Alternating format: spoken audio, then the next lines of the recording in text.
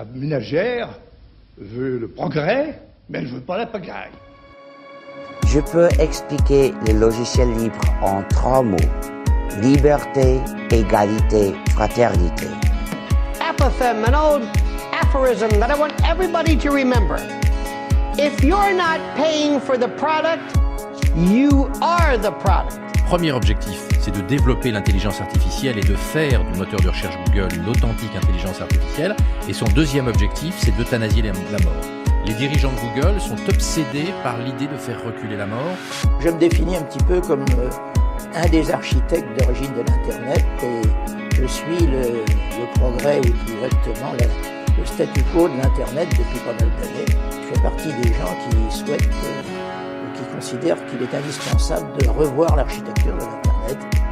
Bienvenue sur 50A Galaxy, le podcast. Votre rendez-vous mensuel pour échanger sur les bonnes pratiques, les innovations et les ruptures liées à la transformation numérique. Bonjour et bienvenue dans 50A Galaxy, le podcast de la transformation numérique. Fabrice Darmon au micro. Pour ce 5e épisode, nous parlons tourisme et hôtellerie avec Reda Berili. En deuxième partie, nous retrouvons nos chroniqueurs pour diverger et converger sur le sujet. Mais pour l'instant, je suis avec un autre Fabrice Epelboin. Bonjour. Bonjour Fabrice. Professeur à Sciences Po, et pour ce podcast du mois de juillet, période estivale oblige, nous essayons de comprendre comment le numérique change notre façon de partir en vacances.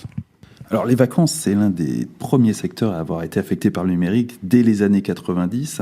On se souvient tous de Priceline qui a complètement changé la façon dont on achète des billets d'avion, et puis rapidement derrière Booking.com et tout un tas de services similaires qui ont introduit un concept central de la transformation numérique, la désintermédiation.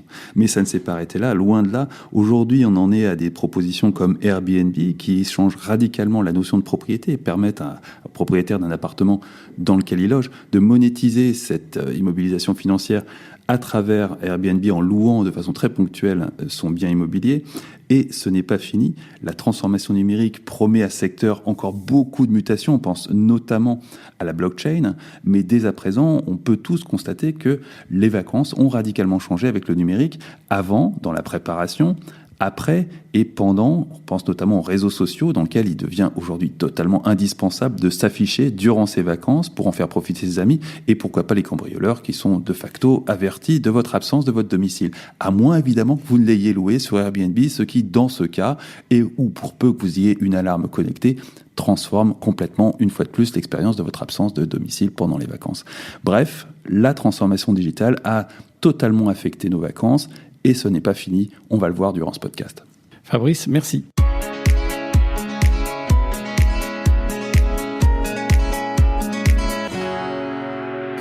Reda Berili, bonjour. Vous êtes diplômé de l'INSA Lyon. Vous avez créé votre première entreprise à 19 ans. Vous êtes un serial entrepreneur. Aujourd'hui, vous êtes CTO de One Fine Stay et fondateur et CEO de Jenki. Reda Berili, racontez-nous la première fois que vous vous êtes connecté à Internet. Alors si je me souviens bien, la première fois que je me suis connecté à Internet, c'était à l'âge de 10 ans. Et c'était dans le local informatique de la Marine Royale du Maroc. Parce qu'en fait, le père de mes meilleurs amis était commandant dans la Marine Royale. Et il nous laissait accéder à cette magnifique salle qui nous permettait de nous connecter à Internet. Et j'allais sur un site à l'époque qui s'appelait EtatJV. Dont le nom de domaine, c'était etatjv.fr. Pour chatter, tout simplement. Reda Berili, quel est l'Internet de vos rêves ? Je pense que l'Internet de mes rêves, c'est l'Internet tel qu'il a été pensé philosophiquement. C'est un Internet qui permet aux pairs de se connecter les uns aux autres de la façon la plus efficace possible, avec le moins de friction. Et aussi quel que soit le moyen. L'Internet de mes rêves, c'est un Internet qui permet aussi à la valeur de se distribuer correctement, aux informations de circuler librement, et c'est donc fortement lié à la façon dont il a été conçu. Et quel est l'Internet de vos cauchemars ? Malheureusement, l'Internet de mes cauchemars, c'est l'Internet vers lequel on tend de plus en plus, en fait. Et je ne parle pas de d'un aspect politique ou autre, c'est en fait la philosophie de la décentralisation que guide cette vision initiale de l'Internet, on est en train de le perdre. Je me souviens, il y a quelques mois, j'en discutais avec un de mes amis et je lui disais, mais aujourd'hui, je ne me vois pas créer une nouvelle entreprise dans l'Internet. Il me demandait pourquoi. Je lui disais tout simplement, aujourd'hui, les Facebook, les Google, les Amazon centralisent tellement d'informations, ont une telle connaissance de tout ce que l'on fait au quotidien et tout ce que l'on dit au quotidien, qu'ils auront toujours cette avance vis-à-vis des entrepreneurs, vis-à-vis des créateurs de valeur. Aujourd'hui, quand on discute sur Messenger, qui est en fait mon moyen de communication privilégié, je sais qu'il y a des algorithmes d'analyse sémantique qui vont essayer de comprendre de quoi je parle, quels sont mes intérêts. Donc si on met une super intelligence derrière qui permet à l'entreprise Facebook de comprendre l'intérêt de certaines personnes clés, eh bien, il y a tout simplement la capacité à disjoncter et tout de suite s'accaparer une valeur particulière. Je vais prendre un exemple tout simple, qui est l'exemple de Snapchat. Moi, je ne doute pas que l'intérêt initial de Facebook pour Snapchat a été guidé par les discussions des gens sur Messenger qui devaient dire à leurs amis « Viens, on se retrouve sur Snapchat ». Et donc, Facebook a essayé d'acquérir Snapchat, ce qui n'a pas été concluant. Et leur next step, c'était de se dire on va copier Snapchat et mettre ses fonctionnalités sur Instagram. Et ça a très bien marché parce que ça a détruit la moitié de la valeur de l'entreprise Snapchat. Donc aujourd'hui, l'Internet tel qu'il est, je pense qu'il est de moins en moins l'Internet de la liberté d'entreprendre et de disrupter.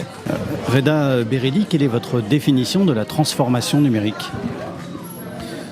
Moi, je pense qu'on peut aborder la transformation numérique selon plusieurs angles. Et je pense qu'il y a deux angles principaux. L'angle qui est à l'échelle personnelle et l'angle plutôt à l'échelle d'une entreprise.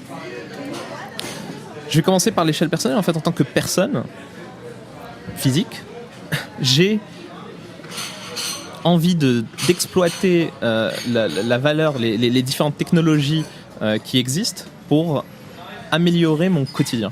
Donc, je vais utiliser Uber pour me déplacer. Je vais donner un exemple tout simple qui est l'exemple de Paris. Je me souviens que se déplacer en transport en commun était devenu pour moi une nécessité, tellement le monopole des taxis parisiens m'empêchait de me déplacer correctement avec des taxis. Quand Uber est arrivé, il y a eu une telle remise à niveau de ce marché qu'on a la possibilité d'avoir une voiture pour nous déplacer d'un point A à un point B en moins de 5 minutes. À l'époque, avant Uber, c'était juste inconcevable. Et donc en fait, des entreprises comme Uber, comme Deliveroo, comme n'importe quelle entreprise aujourd'hui qui participe à cette transformation numérique est en train de nous simplifier la vie et de transformer en commodité des services qui sont essentiels de notre quotidien. Maintenant, en fait, si on l'aborde à l'échelle d'une entreprise, un grand groupe par exemple, la transformation numérique, en fait, c'est ces entreprises-là qui ont imposé ce terme dans notre inconscient et dans notre conscient. La transformation numérique est une nécessité. C'est une prise de conscience que ces grands groupes, ces gros paquebots qui prennent une direction qui est quasi immuable, c'est qu'ils ont loupé un coche. Et donc, ils parlent de transformation parce qu'ils considèrent qu'ils ne se sont pas assez adaptés. Et donc, cette transformation numérique, malheureusement, en fait, elle est en train de pervertir cette transformation numérique à l'échelle de la personne parce qu'ils se disent comment je vais exploiter ce besoin de ces personnes-là de se déplacer, de voyager, pour essayer de tirer un peu plus de valeur, parce qu'ils se sont rendus compte qu'au final, il y a une hémorragie de valeur qui se fait dans leur business respectif, et donc ils essayent de se transformer numériquement pour rester dans la partie économique. Et comment la transformation numérique impacte l'hôtellerie et le tourisme ? le voyage dans sa globalité en fait est un marché qui, quand je l'ai découvert il y a 2-3 ans avec l'entreprise que j'ai cofondée avec mes associés qui s'appelle Square Break, je me suis rendu compte que c'était un secteur quasi archaïque en termes de technologie. Quand on regarde en fait le premier acteur qui a participé à la transformation numérique dans le voyage et dans l'hôtellerie, c'est un acteur qui s'appelle Priceline, qui est en fait la société éditrice de Booking.com, qui a mis et qui a investi énormément d'argent pour arriver à deviner quel est le prochain hôtel que vous allez réserver et donc capter cette valeur d'intermédiation entre l'hôtelier et le voyageur de la façon la plus efficace possible en prenant des commissions juste monstrueuses. Et donc en fait, Booking, à travers sa technologie, a réussi à rendre dépendant des pans entiers d'un business. Ça a été le début de la transformation, mais le réel coup de massue de cette transformation, ça a été une entreprise qui s'appelle Airbnb. Parce que Airbnb a participé à ce que j'ai appelé initialement la philosophie de l'Internet, c'est de fluidifier les communications et les transferts de valeur pair à pair. Airbnb a transformé des assets qui sont des biens immobiliers en potentiel logement pour des voyageurs.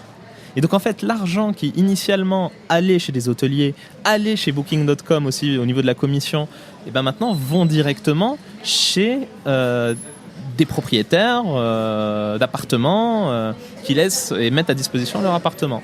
Et donc en fait, cette philosophie qui a été de désintermédier et de proposer un nouveau mode de voyage a disrupté le monde de l'hôtellerie à travers ces nouveaux moyens de logement. Et donc en fait, aujourd'hui, comment le secteur hôtelier, le secteur du voyage réagit à ce genre de choses? Ils se disent, bon, moi en tant qu'hôtelier, je ne vais pas forcément proposer des appartements et des maisons.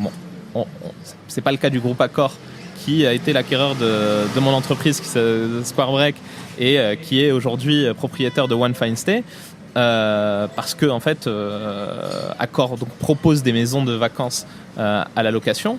Mais en fait, la vraie démarche, c'est de se dire, ça a été un vrai wake-up call pour les groupes hôteliers. C'est comment je peux leverager la relation, donc faire levier sur la relation que j'ai avec mes voyageurs pour les capter un maximum et pour leur apporter un maximum de valeur.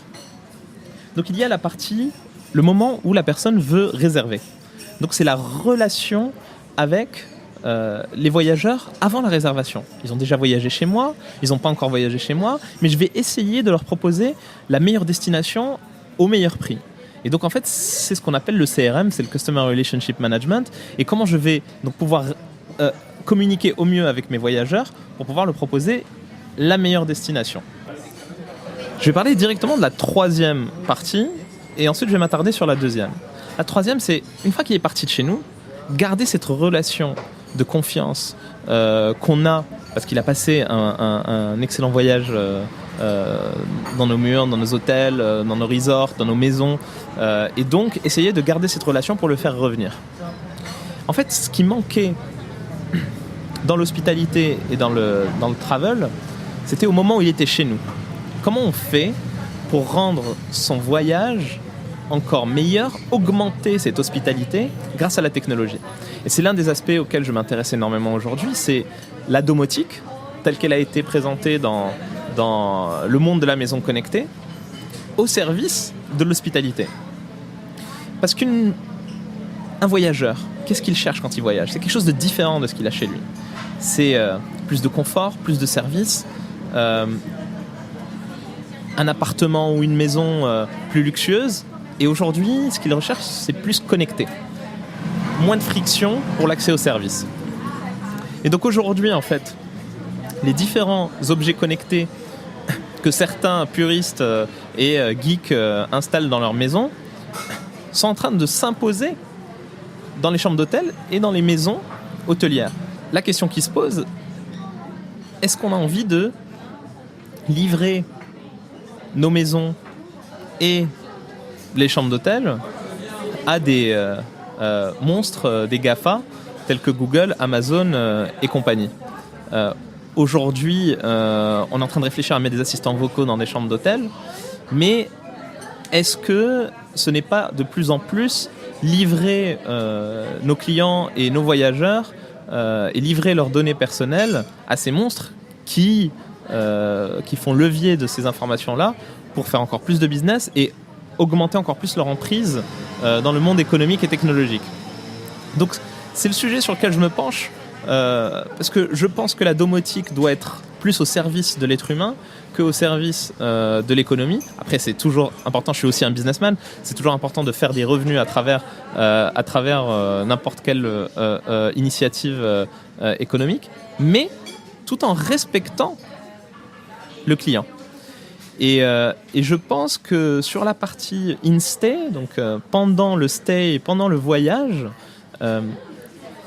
il y a une vraie réflexion à aborder sur comment ces objets connectés peuvent améliorer l'expérience de notre voyageur sans corrompre cette relation de confiance qu'on a avec lui.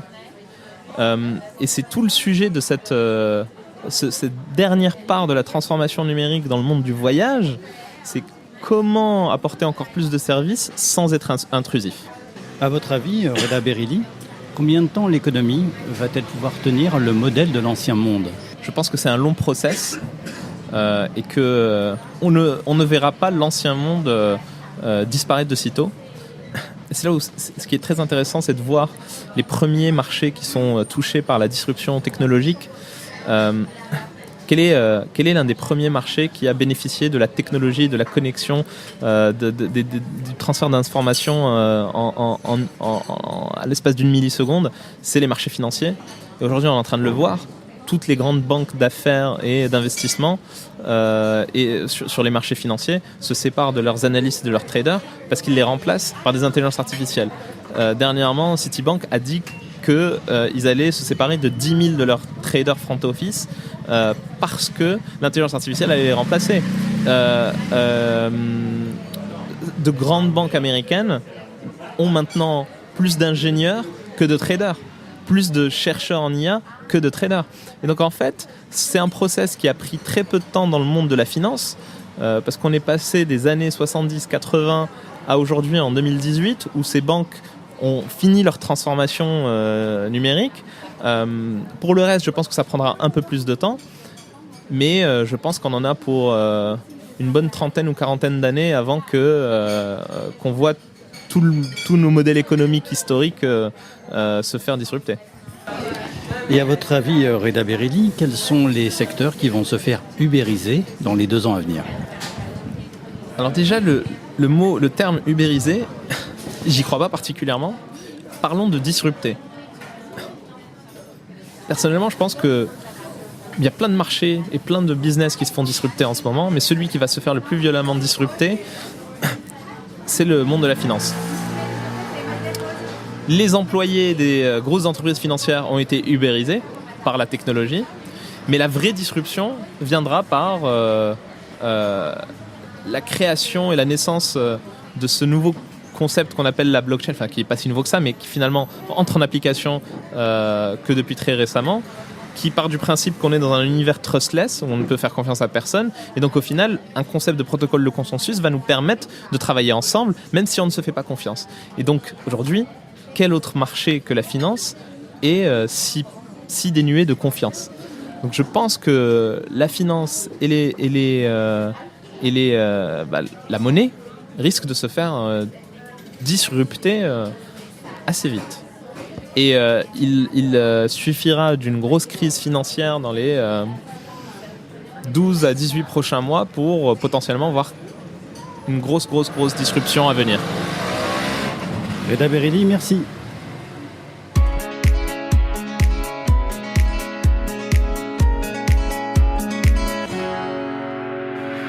Bonjour et bienvenue dans la 3e partie de 50 Galaxy, le podcast de la transformation numérique. Nous parlons tourisme et hôtellerie. Je suis sur la terrasse du 31 rue Blanche en compagnie de Paul Richardet, ambianceur de communauté, De Pierre Noro, petit explorateur énervé, de Robert Vinet, spécialiste de registres distribués, de Hayat Outar, chef de projet numérique, de Fabrice Epelboin, enseignant à Sciences Po, et d'Isabelle Fayolle, journaliste et animatrice. Et je passe tout de suite la parole à Paul Richardet. Donc Reda Berili nous explique en fait, il a une particularité, c'est qu'il vient de vendre son entreprise, donc il est dans une posture qui est vraiment originale. Il fait partie de ces heureux gagnants. Et donc, on ne peut que le souligner. Il y a tellement de startups qui n'arrivent pas à ce niveau-là. Et en fait, la difficulté, c'est qu'il nous positionne. D'un côté, on voit qu'il y a l'utilisateur, et de l'autre côté, il y a l'argent. Et on a un petit peu du mal à comprendre comment ça passe de l'un à l'autre. On a compris que beaucoup d'entreprises allaient être disruptées ou ubérisées. Et il y a une phrase qu'il a dit, une expression qu'il a utilisée que j'ai trouvée assez intéressante, c'est exploiter le besoin. Donc, dans un premier temps, vis-à-vis de l'utilisateur, du consommateur, on exploite ses besoins pour mieux le servir. Mais dans un deuxième temps, on voit qu'il y a des marchés financiers, il y a et on rentre dans une rentabilité forte. Et j'ai trouvé que le passage de l'un à l'autre méritait une réflexion, une analyse, et que c'était pas forcément très clair. Bonsoir Reda, c'est Pierre, le petit explorateur énervé du digital. Reda, j'ai compris. T'aimes pas les plateformes qui mangent toutes nos données personnelles. Reda, j'ai compris, t'aimes pas les IA qui sont en train de remplacer tout le monde dans la finance. Et ton rêve de vacances, c'est une plateforme, une belle IA, un bel algorithme, qui vient expliquer aux utilisateurs qu'elle les connaît mieux qu'ils ne se connaissent, et donc qui va leur proposer leurs vacances de leurs rêves. Mais enfin Reda, à l'origine de l'Internet, c'est bien connecter les gens, non ? C'est la sérendipité. C'est pas se faire chier à avoir sa petite villa bien pépère, qui se ressemble toutes, que tu partes à Shanghai ou à Los Angeles. C'est bien d'aller chez les gens et de les laisser t'apprendre, te faire découvrir la ville, une expérience enfin. Bref, moi, tes vacances, elles m'emmerdent. Je vous le dis en toute amitié, parce que moi, franchement, j'aime bien prendre une carte et me dire, bon, je sais pas trop où je serai demain, mais on va partir dans cette direction. Airbnb, au départ, c'était ça connectait les gens. Maintenant, Airbnb, vous les désintermédiez, et c'est un gros intermédiaire. Quand vous arrivez chez votre Airbnb, vous lui adressez pas la parole, vous lui laisserez juste une review à la fin en disant qu'il était très sympa parce que vous l'avez pas vu.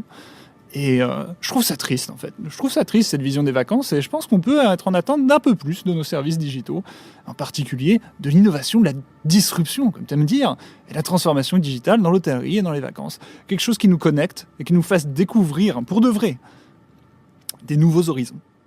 Bon, c'est à mon tour, c'est Robert qui te parle, Reda, parce que ce soir, c'est vraiment à toi qu'on veut parler. Tu nous as exprimé ton point de vue sur les différentes phases, intermédiation, désintermédiation. C'est un truc très complexe, et puis tu nous as apporté cette notion qui est la notion de l'insté, comme si on voulait être nurturé jusqu'à l'insté, à toutes les étapes de notre séjour. En réalité, je crois qu'on est dans un monde qui nous a apporté beaucoup de services digitaux qui, d'abord, unanimement ont rendu ce tourisme ou ces périodes à l'extérieur de notre chez-soi beaucoup plus aisées. Je vais en citer un exemple que tu ne nous as pas cité. Comment faisait-on il y a 30 ans quand on était au bout du monde et qu'on n'avait pas accès au monde, alors qu'aujourd'hui, on a accès en permanence au monde.fr. Donc, notre monde numérique, nous a apporté beaucoup de choses pour nous mettre ailleurs comme chez nous. Je n'ai pas la vision pessimiste que tu as sur l'ensemble de ces choses-là, mais bon, ça prend des pessimistes et comme disait un de mes anciens patrons, pour vivre heureux dans ce bas monde, vivons paranoïaques, c'est sûr. Mais peut-être qu'il faut voir ça de manière un tout petit peu plus large et trouver ce qui sera vraiment utile. Et il n'est pas question que de GAFA, que de désintermédiation et autre chose de ce type-là. Mais on réfléchit bien ensemble vers où tout ça va. Hayat Outar, chef de projet numérique. Alors, moi, ce que j'en pense, c'est qu'on peut polémiquer sur le pouvoir des GAFA et la centralisation de nos données.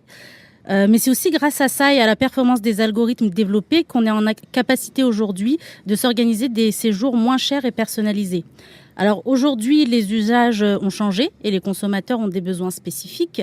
Avant, on optait pour des séjours tout compris pour gagner en temps et en organisation. Et aujourd'hui, notre smartphone est un assistant personnel et on n'a plus peur de s'improviser des séjours. Nous sommes devenus en quelque sorte des aventuriers. On est capable de pouvoir s'adapter au fur et à mesure.